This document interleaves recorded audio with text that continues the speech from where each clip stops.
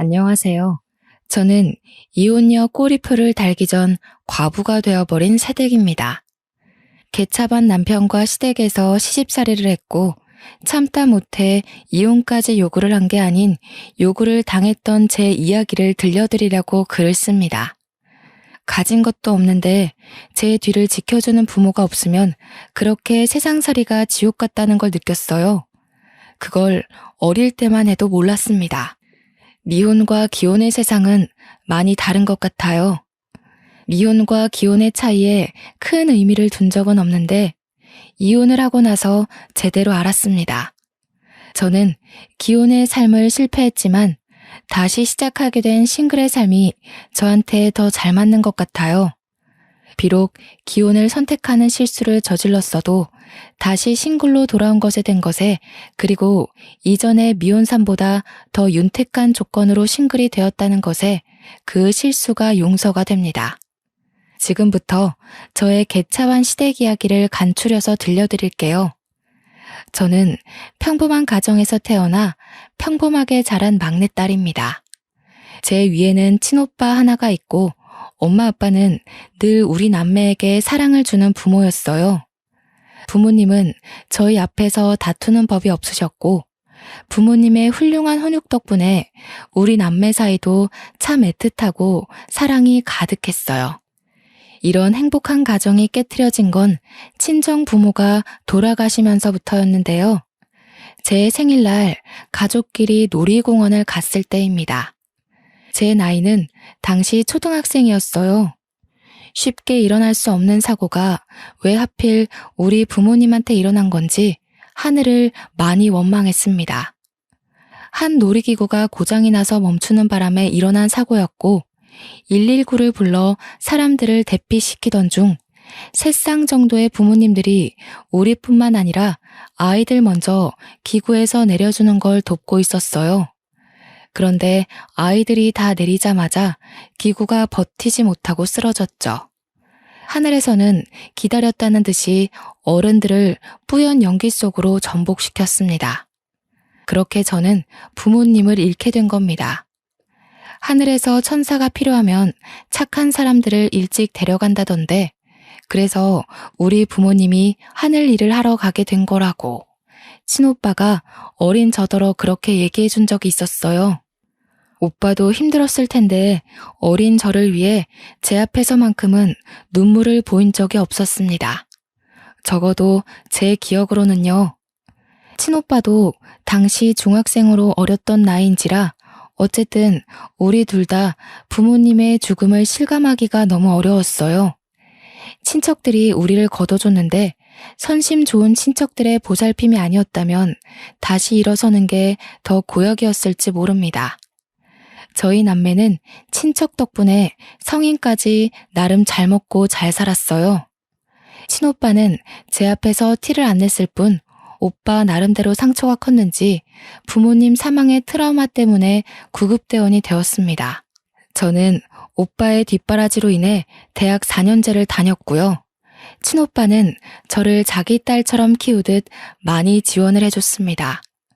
나름 오빠라고 제가 부모님의 빈자리를 느끼지 않도록 노력 많이 해주었어요. 그걸 알기 때문에 저도 얼른 취업을 해서 오빠한테 도움되고자 했고 열심히 공부해서 대기업에 취직했습니다. 대기업에서 받은 봉급을 모아 오빠에게 빚진 돈을 갚으려 했으나 친오빠가 혼을 내는 바람에 할 수 없이 혹시 모를 일을 대비해 돈을 모아두기만 했어요. 부모님이 없는 세상에서 살아야만 하는 건 정말 지옥이나 다름없는 일이었지만 이보다 더 지옥 같은 일이 있다고는 상상하지 못했습니다. 그게 바로 결혼이었어요. 다들 이렇게 사는 건지 결혼을 하면 당연히 감수해야 되는 건지 그건 모르겠습니다. 그냥 저한테는 결혼이 다신 가고 싶지 않은 길이라는 거예요. 왜 제게 또 시련이 닥치는 걸까? 행복하고자 한 결혼에서 왜 그런 불행이 찾아오는 걸까요? 지난 날을 돌이켜보면 너무 후회스럽지만 못 가본 길에 대해 흔들리는 건 어쩔 수 없는 사람의 본능이 아닌가 싶습니다. 그래도 지금 글을 쓰고 있는 이 시점에선 모든 걸 다 잘 회복 중에 있네요. 제가 남편을 만난 건 같은 사내에서였습니다. 남편은 저와 같은 기수로 입사하였고 저보다 2살이 많았어요. 남편은 제 가정사를 알고도 따뜻하게 위로를 해준 사람입니다. 당시 제가 부모님 돌아가시고 공부에만 미쳐서 살다 보니까 연애를 해본 적이 없는데요. 대시하는 남자들이 있었다고 해도 관심이 없어서 다 쳐내기만 했어요. 그런데 어느 날 친오빠가 저한테 그런 말을 해주더라고요. 오빠는 네가 결혼해서 가정을 꾸릴 때까지 결혼할 생각 없어. 내가 널 혼자 두고 어떻게 다른 가정을 만들어. 그런 말을 듣고 당시에는 제가 오빠에게 가장 큰 담례를 할 수 있는 것이 결혼이라 생각했습니다. 그래서 마음 맞는 사람이 있으면 결혼을 하고 싶었고 그 뒤부터 자연스레 오는 기회들을 거부하지 않고 남자들의 태도를 지켜봤습니다. 단지 남편을 알기까지 마땅히 결혼을 하고 싶었던 남자가 없었을 뿐이라 결혼을 하지 않은 것도 있었나 봐요. 남편과 사적인 만남이 늘어갈수록 이 사람이다 싶더라고요. 남편이 제게 상냥하고 제 말이라면 다 들어줄 것처럼 모든 걸 다 해줬는데 그런 물질적인 선물보다 제가 남편에게 끌린 건 다른 부분에 있었습니다. 부모님 없는 고아 신세인 저처럼 남편 또한 가정사의 아픔이 있었다는 거예요. 시부모가 재혼 사이라는 겁니다. 재혼 과정에 대한 자세한 내막은 시부모가 말을 안 해줘서 남편도 잘 모른다고 하더군요. 자기 아빠의 재혼이면 무슨 사정인지 모를 수가 없는데 그땐 제가 너무 순진해서 남편을 고지곳대로 믿었습니다. 결혼을 했는데 시부모는 제가 부모 없는 것에 대해 별다른 거부감은 안 보였습니다. 물론 그렇다고 자기 아들의 짝으로 저를 환영을 하는 것도 아니었어요. 지금 생각해보면 제가 고아라서 마음에 안 들었지만 집을 해왔기 때문에 시부모가 아무 말 안 하지 않나 싶어요. 남편 쪽이 저보다 훨씬 잘 사는 형편인지라 친오빠 말로는 집이라도 해가야 무시 안 받는다고 하더라고요. 그래서 제 형편에 굳이 무리해서 오빠의 도움을 또 받아 집을 해간 거였습니다. 그것도 강남의 좋은 아파트로요. 친오빠의 조언 덕분에 출발을 잘했다고 생각했는데 문제는 출발점이 아니었습니다.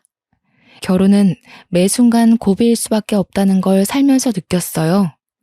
남편은 좀 사는 형편 때문인지 생각보다 돈 쓰는 씀씀이가 해펐습니다. 남편이 저를 잘 위로해준 것처럼 남편 주변에는 사람이 늘 많아서 어딜 가나 남편이 자리를 참석해야 했고 계산을 해야 했습니다. 남편이 여유가 되니까 그런다는 건 알겠는데 연애 때는 안 그러던 사람이 갑자기 친구들을 엄청나게 만나길래 좀 놀랐어요. 솔직히 소비 습관 보는 게 좀 불편했습니다. 저랑 오빠는 어릴 때부터 아껴야만 했기 때문에 아끼느라 제대로 돈을 쓰지도 못한 사람들이거든요. 그런데 남편은 정반대라 심지어 한두 번이 아니라서 문제라는 겁니다. 자기야, 돈 너무 많이 쓰는 거 아니야? 이번 주만 벌써 5번째 약속이잖아. 이러다 급할 때 쓸 돈 없으면 어떡하려고. 뭘 그런 걸 걱정하고 그러냐? 사정 되니까 쓰는 거지. 너 챙겨줄 돈 없을까 봐 그래? 내가 얼마나 대단한 사람인지 모르는구나. 알지. 아니, 결혼하기 전에는 안 그랬던 것 같아서. 친구도 잘 안 만나고 친구 없다고 그랬잖아. 그래서 나는 정말 자기가 나 아니면 다른 인맥은 없는 줄 알았는데. 우리 자기 왜 이렇게 순진해? 그때는 주변 인맥 끊고 너한테만 신경 쓰느라 그랬지. 내가 우리 와이프 얻으려면 그 정도는 집중해야 될 거 아니야. 목표를 잃었으니까 그동안 소홀했던 사람들한테 미안했다고 쏘는 거야. 큰 인물이 되려면 대인관계가 다 자산이거든. 남편은 자기 원래 이런 사람이었다고 저한테 다 맞춰주느라 저한테만 소비를 했던 거라고 했습니다. 몰랐던 사실이었지만 남편이 저를 위했던 마음도 그리고 자기 인맥을 관리하는 마음도 나쁜 게 아니라 좋은 마음으로 하는 건데 이 이상 더 말리기가 좀 그랬어요. 그러면서 남편이 저보고도 연애하느라 못 만났던 인맥들 관리하라고 하지만 저는 딱히 그럴 필요성을 잘 못 느끼기도 했고 공부만 했던 사람이라서 친구가 없기도 했습니다. 그냥 그러려니 남편의 말을 넘겼죠. 근데 문제는 남편의 소비 습관이 시부모를 쏙 빼닮았다는 겁니다. 남편이 돈을 잘 버는 거지 시부모는 그저 그런 형편이었거든요. 남편의 용돈 때문에 풍족하게 살 수 있었던 것뿐이라는 거 저도 결혼 전에 남편이 말해줘서 알고 있습니다. 시부모 사는 아파트도 제가 해온 신혼집보다 집값 낮다는 것도 알고 있고요. 남편은 회사를 다니면서도 작게 투자한 곳이 많아서 저보다 수익이 훨씬 많은 사람이었습니다. 시부모는 자기 아들이 손해보는 장사로 결혼했다고 생각해서 그런지 처음에 제가 신혼집을 해왔을 때는 아무 말 않던 사람들이 한 해가 지나니까 점점 입을 떼기 시작하더라고요. 그 시작이 바로 시부의 생신이었습니다. 시부 생신 선물 때문에 시모한테서 전화가 온 날이었어요. 아들은 매달 용돈 주는 것만으로도 우리가 이미 선물 받은 거나 다름없다. 그래서 아들한테 더 부탁하긴 면목이 없고 너한테 따로 시애비 선물 기뜸해 주려고 연락했어. 아, 그러세요? 그렇잖아도 뭐 필요한 거 없나 여쭤보려고 연락드리려던 참이었는데 용돈이랑 고민하고 있었거든요. 아버님께서 따로 갖고 싶은 거 있으신가 봐요? 그래도 생일 선물인데 용돈보다는 눈에 보이는 게 좋지 않나 싶네. 다른 축하 파티나 식사 자리는 따로 필요 없고 지갑 하나면 될 것 같은데. 지갑 정도야 사드릴 수 있어서 저는 흔쾌히 알겠다고 했는데요. 시모가 따로 찾아놓은 지갑이 있다고 저한테 보내주더라고요. 그게 바로 제 불행의 시작이었다는 겁니다.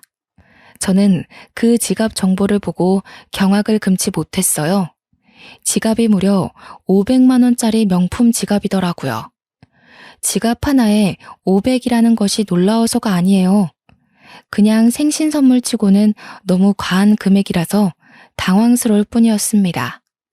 저는 시모한테 다시 연락해서 너무 비싼 것 같다고 말씀을 드렸어요.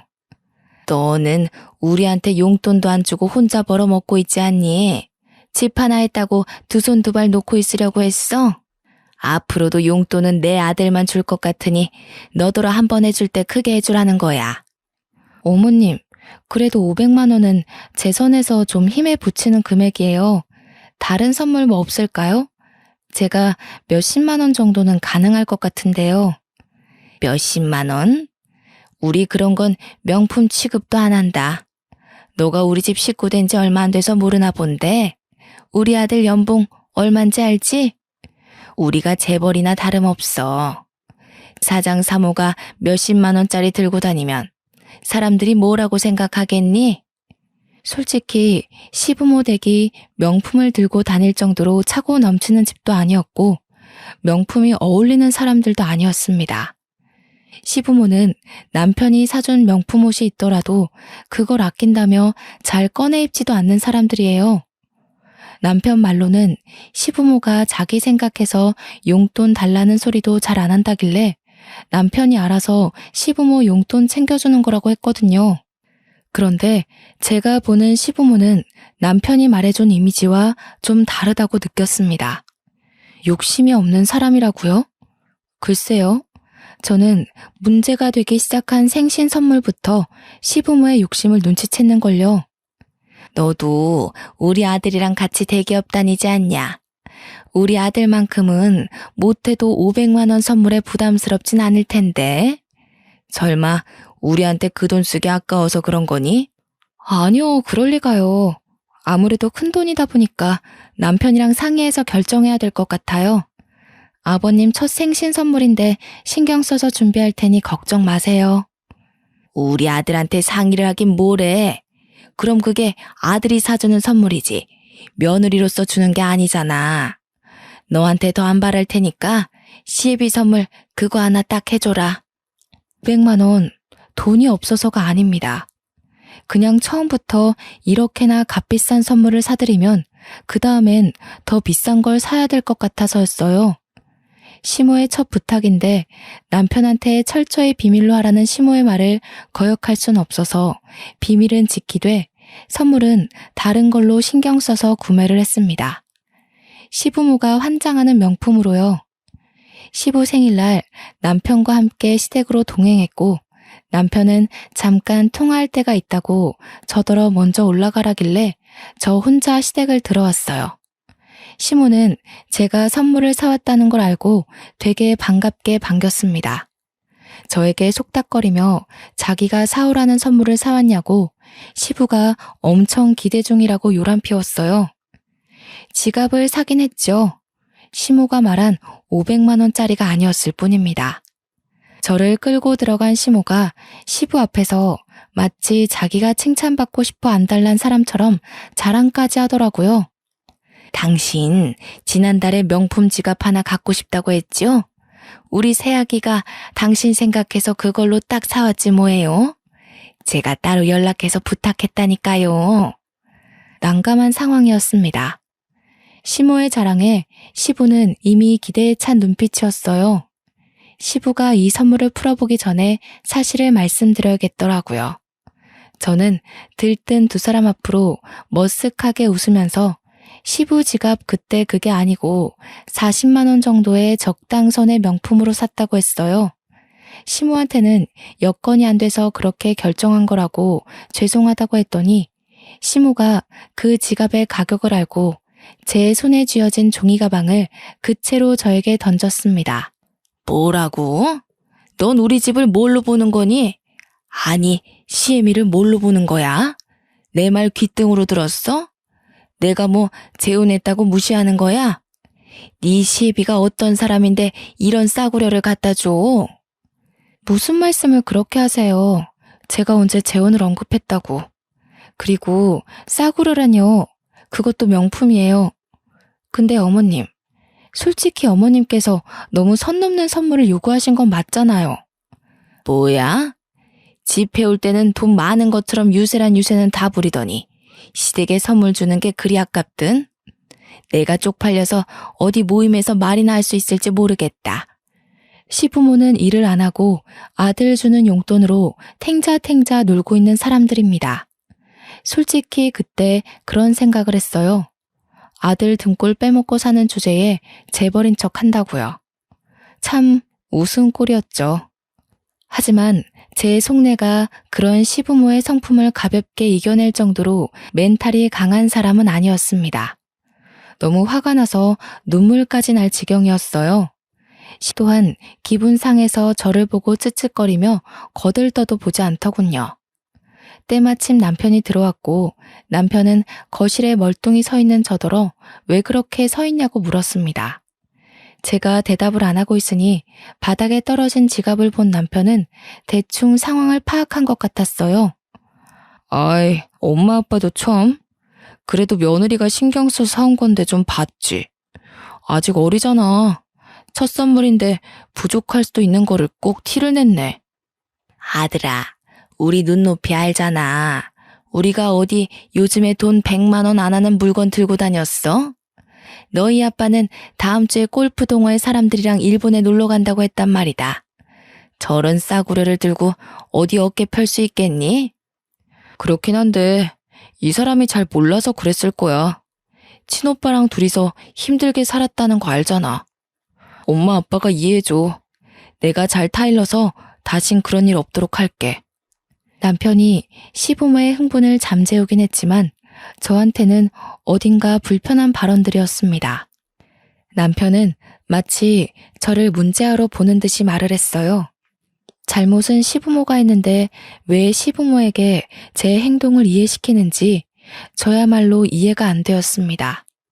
그 뒤에는 더 어이없어요.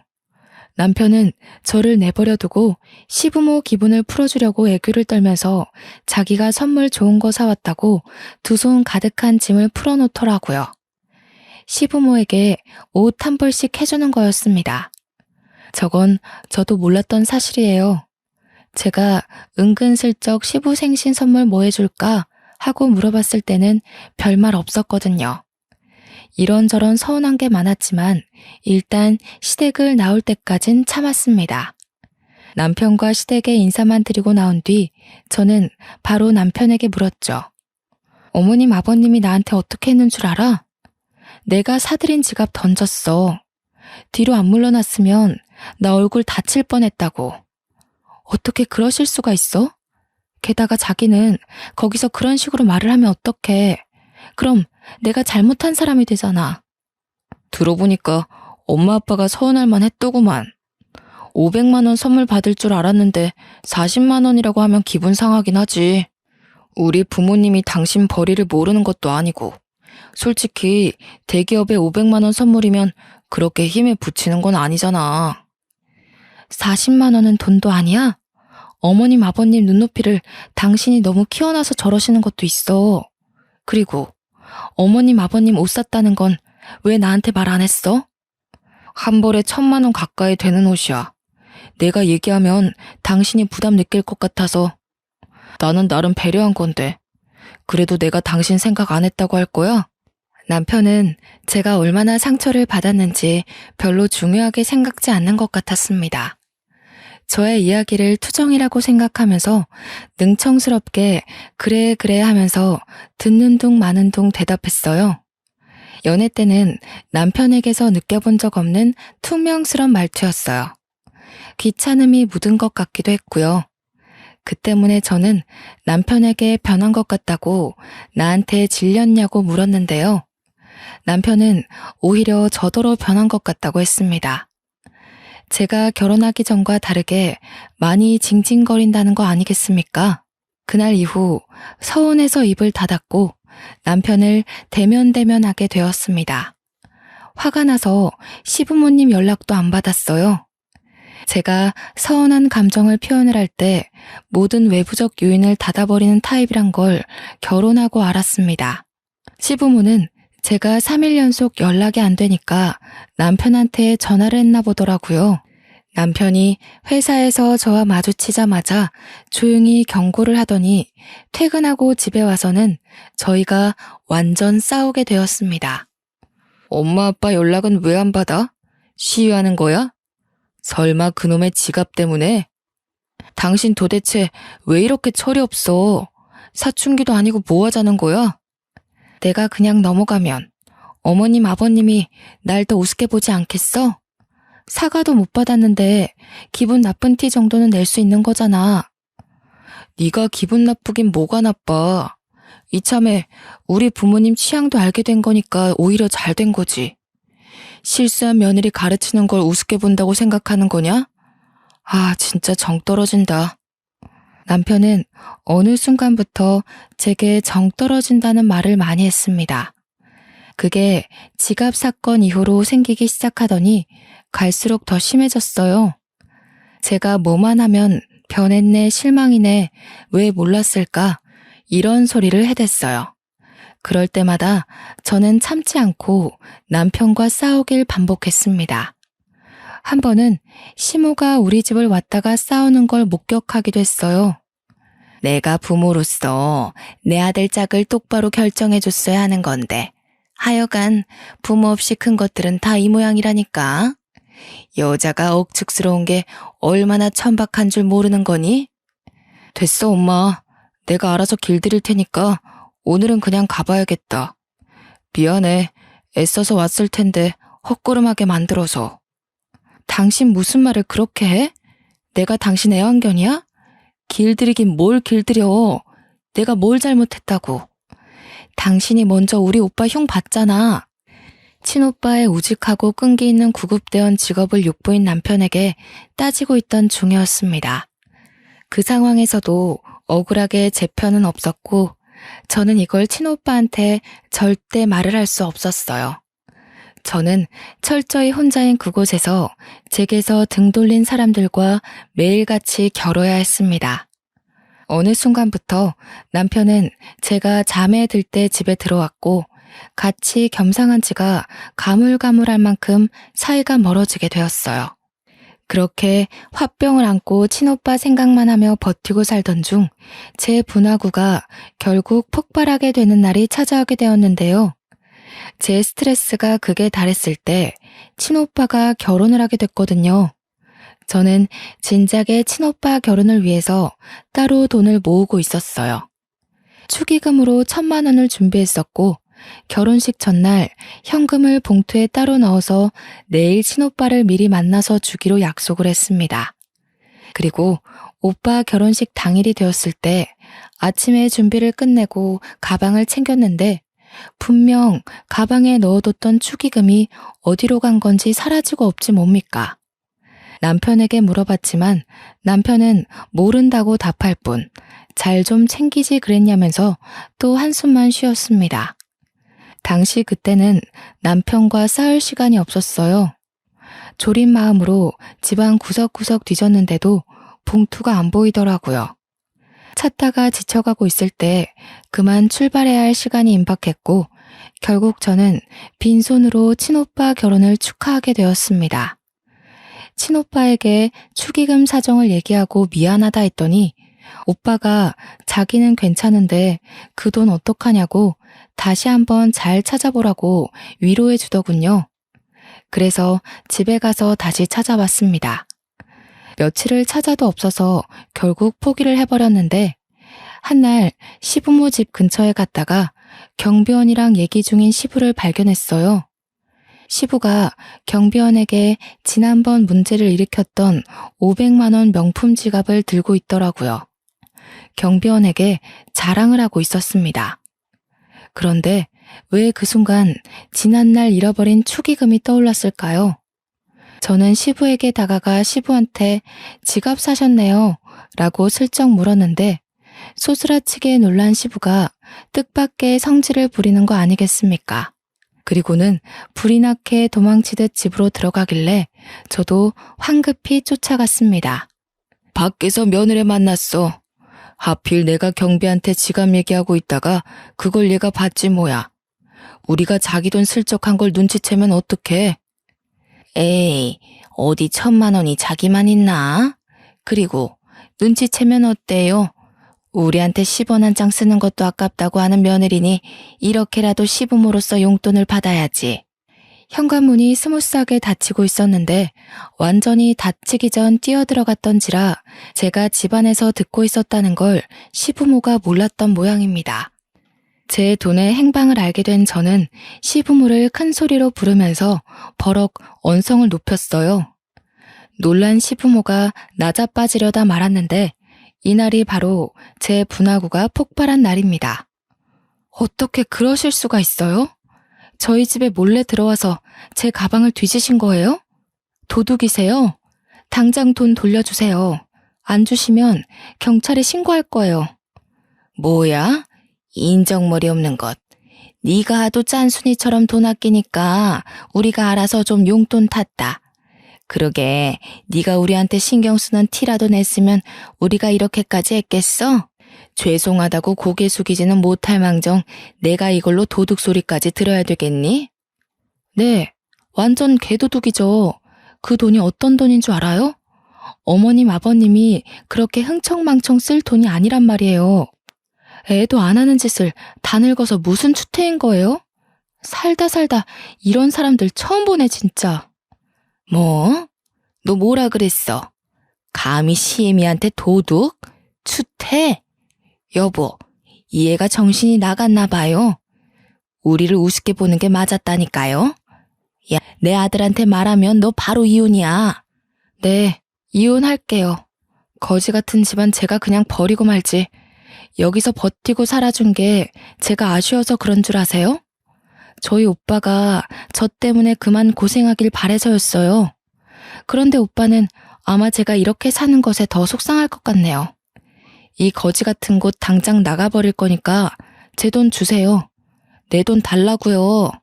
목에 핏대를 세우면서 시부모를 잡아먹을 것처럼 악을 썼더니 시부모가 크게 당황하면서 그대로 남편한테 전화를 했습니다.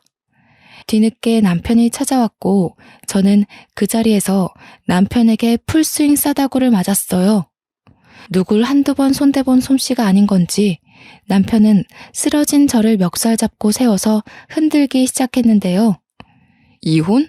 네 입에서 그 소리가 먼저 나올 만큼 잘나지 않았을 텐데. 그래, 내가 널 진작에 벌었어야 하는 건데 실수했어. 네가 감히 내 부모님한테 도둑소리를 해? 너 합의 이혼은 기대도 하지 마. 소송할 거야. 위자료나 준비해. 남편이 저를 패대기 치자 그때 시부가 500만 원 지갑에 내용물을 다 빼더니 저에게 던졌습니다. 우리가 잠시 눈이 멀었다. 이깟 것도 며느리라고. 옛다. 치사해서 안 받아. 이렇게 돈에 미친 여자는 내가 처음 본다. 얼른 썩 꺼져버려. 제가 사준 것도 아니고 훔친 돈으로 산 거면서 저더러 도로 가져가라는 시부의 말이 웃기더라고요. 저는 굴하지 않고 그 지갑을 들고서 다시 시부에게 던졌습니다. 아버님 손때 묻은 건 더 이상 명품이 아니죠. 당신들도 돈이나 준비하세요. 진짜 돈에 미친 여자가 어떤 건지 보여드릴게요. 그래야 저도 그런 욕 먹는 게 덜 억울하지 않겠어요? 제대로 고소해 줄 테니까 기다려요. 내 전 재산을 털어서라도 당신들 쫄딱 망하게 할 거야. 그렇게 저는 집을 떠났고 여전히 친오빠한테 말하지 못했습니다. 그냥 혼자 모텔 잡아 지냈죠. 며칠간 변호사 사무실을 돌면서 소송할 방도를 알아보았습니다. 회사에서 남편을 마주치더라도 저희는 눈 한 번 마주치지 않았어요. 저희 사이를 아는 동료들은 저에게 한 번씩 싸웠냐고 묻기도 했는데 그때마다 저는 숨기지 않고 이혼할 거라고 말했습니다. 그 뒤로 동료들은 더 이상 저와 남편의 어색한 분위기를 질문하는 일은 없었는데요. 이혼을 앞두고 있다는 사실이 소문이 나서 남편 귀에까지 들어갔더라고요. 듣자 하니 남편은 이혼을 확실히 끝낼 때까지 이혼 사정을 숨기려고 했었나 봅니다. 저를 계속 비상구로 따라오라고 울음장을 놓았는데 그때마다 저는 남편을 쌩깠죠. 제게 무시당하는 게 화가 났는지 한 번은 남편이 직원들 눈을 피해서 억지로 저를 끌고 가려고 했던 적이 있었는데 제가 비명을 지르는 바람에 그마저도 실패했었습니다. 그러니까 남편은 저를 단 둘이 마주할 기회가 없었던 거죠. 그 상황에서 저는 매일같이 변호사와 면담을 하면서 소송 준비를 철저히 했어요. 그러나 이게 무슨 날벼락인 건지, 아니 이걸 내게 돈벼락이라고 해야 되는 건지 모르겠는데 저는 어느 날 충격적인 소식을 듣게 되었습니다. 남편이 회사 비상구 계단에서 굴러떨어지는 바람에 사망했다는 거 아니겠습니까? 당황스럽고 놀라운 소식이라서 급히 장례식장을 찾았는데 영정사진이 남편인 걸 보고 그제야 실감을 했습니다. 네가 어디라고 여길 찾아와? 이게 다 너 때문이야. 네가 우리 집 며느리로만 안 들어왔어도 내가 우리 아들을 잃는 일은 없었어. 내 아들 살려내. 우리 아들 살려내라고 이 여우 같은 년아. 불과 2주 전 제 뺨을 친 남편이 죽었다는 게 놀라워서 시모가 저를 원망하는 것도 안 들렸습니다. 이게 무슨 허무한 죽음이란 말입니까? 법정까지 가서 개싸움을 벌이게 될 줄 알고 정말 철저히 준비 중이었는데 죽어버리다뇨. 이건 저와 변호사님이 준비 못했던 변수였습니다. 그때 멍 때리고 있는 제게 시부가 나타나 밀치면서 불결하니까 꺼지라고 욕을 했어요. 집안에 제가 들어와서 망했다고 하면서 울부짖었습니다. 그 정신없는 와중에 순간적으로 제 눈에 들어온 사람이 있었는데요. 직장 동료들 틈에 껴서 조용히 음식을 먹고 있는 젊은 여자였습니다. 그쪽 사람들은 남편 동료 직원이기도 하면서 저의 동료이기도 했기에 몇몇은 저랑 알고 있는 사이였어요. 제가 시부모의 원망을 받고 있을 때 정확히 저와 눈이 마주친 여자였는데 일순간 어딘가 모르게 쎄한 기분이 들더라고요. 그 젊은 여자의 눈빛과 표정이 남편의 죽음을 슬퍼한다고 보기엔 어려웠고 심지어 저를 업신여기는 듯한 분위기를 풍겼습니다. 왜 그런가 했더니 다 이유가 있었더라고요. 남편이 사망했고 저희는 이혼 처리가 안 된 상황이었기에 남편 재산이 제게 상속됨과 동시에 남편 사망보험금마저 제 앞으로 되어 있어서 그 보험금까지 모조리 제게 떨어졌지 뭡니까. 남편이랑 신혼 초일 때 서로 사랑하는 마음에 사망보험금 수익자로 서로의 이름을 써서 계약했거든요. 이 때문에 저는 수익자를 당장 친오빠 쪽으로 돌려놓는 대비를 하기도 했네요. 그런데 이 사실을 알게 된 시부모가 제게 소송을 하는 건 충분히 이해가 되는데 저를 찾아온 또 다른 사람이 있었어요. 바로 장례식에서 본 젊은 여자였죠. 장례식에서 저를 불쾌한 시선으로 쳐다보던 이유가 다 남편 재산 때문이었더군요. 뻔뻔하시네요. 우태 씨랑 하루가 멀다 하고 다퉈놓고 우태 씨 목숨값을 가질 자격이 있다고 생각해요? 그 돈 원래 제 거예요. 우태 씨가 다 제 앞으로 돌리겠다고 했었거든요. 역시나 이 여자는 다름 아닌 남편의 상간녀였던 겁니다. 남편이 제게 정 떨어졌다고 주구장창 얘기할 때부터 시작했던 사이인 듯 했습니다. 그걸 눈치채자마자 저는 몰래 휴대전화 녹음기를 재생했어요. 이미 제 주머니로 떨어진 돈은 수두룩했지만 아직 혼내줄 사람이 더 있는 것 같았거든요. 우태 씨, 사고 나기 직전까지만 해도 나랑 있었어요. 나랑 매일 비상구 계단에서 만났거든요. 우태 씨는 사모님한테 마음 뜬 지 오래예요. 사모님이랑 이혼하는 것도 저는 진작에 알고 있었어요. 갑자기 일이 틀어지는 바람에 우태 씨가 재산이나 보험금을 저한테 못 돌린 거라고요. 그러니까 염치 없이 그 돈 다 먹을 생각하지 마시죠. 주인도 아니면서. 솔직히 자격 없잖아요. 그러게요. 본부인이라면 남편이 바람피는 것 정도는 눈치챌 수 있어야 했는데 제가 본처로서 부족했어요.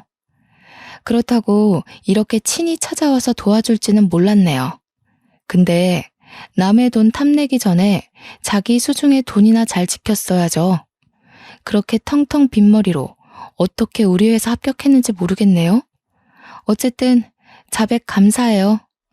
저는 그대로 상간녀에게 녹음 사실을 밝혀준 뒤 비상구를 나왔습니다. 남편 회사 자리를 찾아가 뒤져 상간녀의 흔적을 더 찾았어요. 주변 동료들은 제가 그래도 아직 와이프 입장이다 보니까 남편 자리 뒤지는 걸 유품 정리하는 걸로 생각하더라고요. 그 덕에 저는 편하게 상간녀의 흔적을 다 찾아낼 수 있었습니다. 손쉽게 상간녀 소송을 진행했고 시원하게 마무리가 될 줄 알았던 시점에 시부모가 저를 맞고소했더라고요. 자기 아들 재산이 왜 저한테 다 떨어지는 거냐고 부당하다고 소송을 한 거 아니겠습니까? 하지만 그건 어거지였을 뿐 당연히 기각될 수밖에 없었습니다. 억울하다고 하더라도 법적으로 제가 상속순위 1위인 건 사실이었으니까요. 이도저도 안 되니까 끝내 자신들의 처지를 인정하고 만 시부모는 이제 저한테 눈물로 호소를 하기 시작했습니다. 제발 새아가, 우리는 아들 없으면 먹고 살 돈이 없어. 우리 이대로 굶어 죽는다고. 아들이 생활비 다 대줬는데 네가 다 가져가 버리면 우리는 뭘 먹고 살겠니? 부탁이다. 제발 우리 아들 재산 좀 돌려다오. 재벌 3호라고 큰 소리 치셨잖아요. 재벌이 되려면 아들 돈이 없어도 두 분이 떵떵거릴 수 있어야 하는 거 아닌가요? 보세요. 두 분은 그냥 돈 껍데기만 걸치고 있던 거지였던 거예요. 돈 100만 원 안 되는 물건은 취급도 안 한다고요? 그 돈 100만 원이 누구한테는 목숨값이기도 하고 밥값이기도 하고 병원비가 될 수도 있는 가치예요. 이번 기회에 정신 좀 차리셨으면 좋겠네요. 안다 알아. 우리가 진짜 잘못했다는 거 알아. 평생 반성하면서 살 테니까 한 번만 용서해주면 안 되겠니? 네가 이번만 우리를 도와준다면 더는 며느리 욕하는 일은 없을 거다. 제가 며느리 내려놓은 지가 언젠데요. 저는 차라리 두 분이 제 욕하시는 게 편했어요. 덕분에 모질게 떼어낼 수 있으니까요. 1,000만 원 훔쳐간 거 도둑으로 신고 안 하는 게 제가 보여줄 수 있는 최대한 자비예요. 아드님 재산은 1,000만 원 훔친 이자로 받았다고 생각할게요. 두 분이랑 아드님이 제게 상처 준 이자까지 같이요. 그대로 시부모를 돌아서 나온 저는 이 모든 사실을 알리기 위해 어쩔 수 없이 친오빠를 찾아갔습니다. 새언니가 차려주는 밥을 먹으면서 아직 퇴근 못한 친오빠를 기다리고 있었어요. 그래서 저는 새언니한테 제 사정을 먼저 말했습니다. 새언니는 그동안 제가 친오빠한테 털어놔야 할 고민을 대신 들어준 사람이에요. 제게 친언니처럼 늘 다정하고 신경 써주던 고마운 언니거든요. 아가씨도 참. 그래도 그런 큰일이 있었으면 오빠한테 말했어야죠. 혼자서 얼마나 고생했을까. 왜 나한테 그런 것까진 말 안 했어요. 내가 오빠한테 말할까봐요? 언니가 말 안 할 건 알았지만 그냥 말 그대로 너무 큰일이었잖아요. 언니 임신했다는 거 아는데 제가 어떻게 그런 소리를 하겠어요. 그리고 제가 드릴 게 있는데요. 나중에 태어날 우리 조카 위해서 써주세요. 저는 새언니에게 5천만 원 용돈을 줬습니다.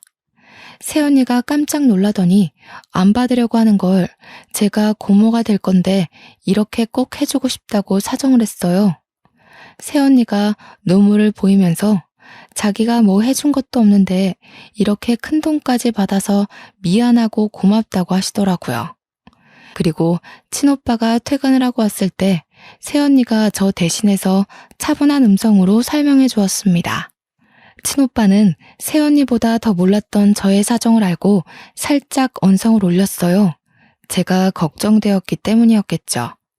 새언니의 다독거림과 저의 깊은 반성 때문에 오빠는 금세 놀랐던 마음을 가라앉히고 저를 안아줬습니다. 자기가 친오빠로서 물려준 게 잘못이라며 자기 탓을 했죠. 그리고 저는 새언니한테 5천만 원을 준 것처럼 친오빠에게 돈 얘기도 하였습니다. 친오빠 역시 새언니처럼 받기를 꺼려했지만 제가 혼자 이 돈 다 못 들고 있는다고 뭐든 자산을 남겨야 하지 않겠냐고 고집을 부리는 바람에 제 의견에 넘어가 줬어요. 남편 덕분에 순식간에 떼부자로 싱글이 된 저는 친오빠한테 빚졌던 마음을 갚는다고 오빠랑 새언니를 위해 더 큰 집을 계약했어요. 둘 다 운전을 할 줄 알기에 차도 한 대씩 사주었습니다. 결혼할 때 진작에 이러고 싶었는데 뒤늦게라도 베풀 수 있어 얼마나 다행이었는지 모릅니다. 지금 저는 친오빠 집에 얹혀 지내면서 새로 살 집을 알아보고 있어요.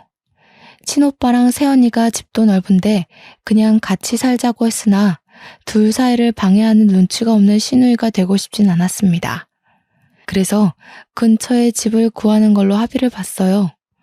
그리고 제가 전화번호를 바꾼 게 아니라서 가끔씩 전 시모한테 문자가 왔는데요. 시모가 시부의 불륜녀였더라고요. 지금 시부가 옛날 버릇 못 버리고 또 바람나서 자기를 버렸다는데 집에서 쫓겨나는 바람에 시모가 갈 데가 없다고 하지 뭡니까. 그리고 늙은 나이에 일할 데도 없고 능력도 없어서 단순 노동을 하는 것 같더라고요. 시모가 자기는 이런 데서 더 일 못한다고 저더러 계속 재산 3분의 1만 달라고 하길래 스팸 처리해버렸습니다. 정말 개판인 사람들이 아니지 않나요? 제가 어떻게 저런 호랑이 굴에 들어갔는지 모르겠네요. 아무것도 모르고 들어간 게 어쩌면 다행이라고 생각해야겠어요.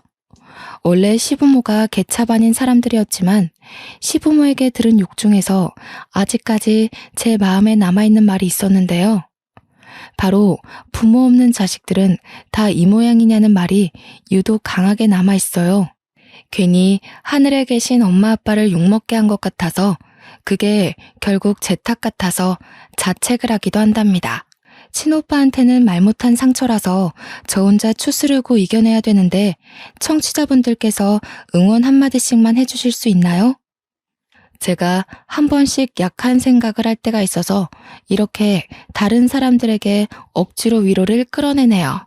그래도 지금은 이혼하기 전과 비교할 때면 제 앞에 또다시 기회가 온 거나 마찬가지 아니겠습니까?